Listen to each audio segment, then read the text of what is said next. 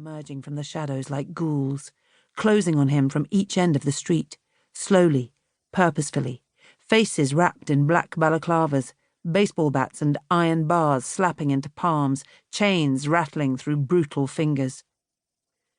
As his survival instinct kicked in, he turned to run. He couldn't take on this many. He'd be a fool to try. "Liam!" he shouted, more panicked than angry now. He reached the van, tore open the door, but it was too late. A flying brick hit his back, sending him sprawling into the dust. He tried to scramble up. A crippling blow to the backs of his knees buckled his legs under him. "Liam!" he cried raggedly as he hit the ground. A steel toe-capped boot slammed into his head. He rolled onto his back, dazed, blood in his eyes. He could make out the faces gathered over him in a blur, laughing, as blind to his humanity as to their own. He crossed his arms over his head to protect it. He tried, in the chaos, to spot Liam, to beg him to put a stop to this. Time, reality, slipped to another dimension as his hearing faded and vicious blows continued pummeling his body. He thought of his other children, Grace and Zack, as more blood swilled around his eyes and his teeth were crunched from their roots. He thought of his wife, his beautiful wife, whom he loved with all his heart. The thudding of boots and weapons grew worse, more frenzied, unstoppable. Pain exploded through his body with 1,000 jagged edges as bloodied vomit choked from his mouth.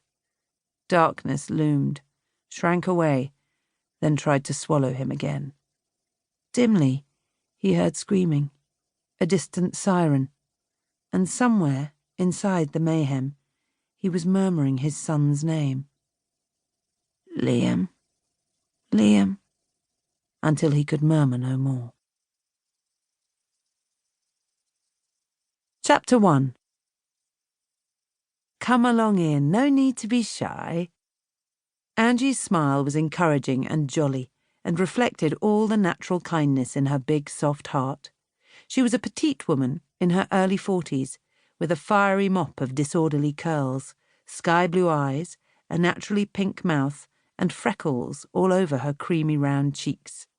It was impossible to look at her without seeing sunshine and colour and all sorts of good things, even on the greyest of days. Everyone loved Angie, and she loved them right back. Or most of them, anyway. There were always exceptions.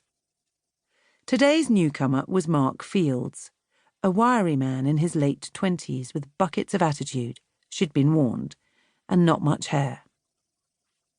He was apparently showing his timid side now, since his demeanour was quite guarded, and the little flecks of paper blotting up the shaving nicks in his cheeks made him seem vulnerable or clumsy, probably both.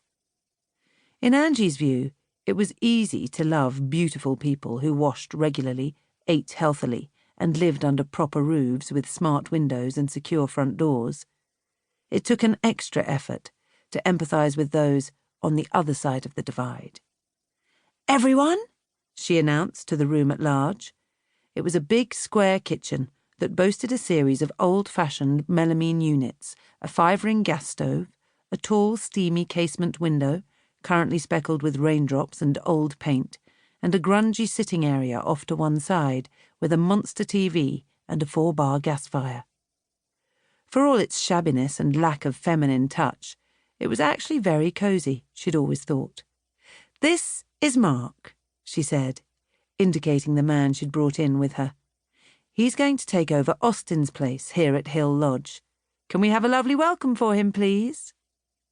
The 3 men seated at a central Formica table, 2 in their 20s, the other past 60, rose to their feet, stainless steel chair legs scraping over the lino floor. Their card game had been abandoned as soon as Angie had entered, for she was always the most welcome of visitors, notwithstanding that she was the only one. The eldest resident, Hamish, was showing the kind of smile that was rare for a man in his position, in that it was almost white, with no missing teeth. He reached for Mark's scarred and bony hand, eager to welcome the stranger and get him off on the right foot. Hamish was the unofficial head of house, partly due to age, but mostly because of his avuncular manner and the fact that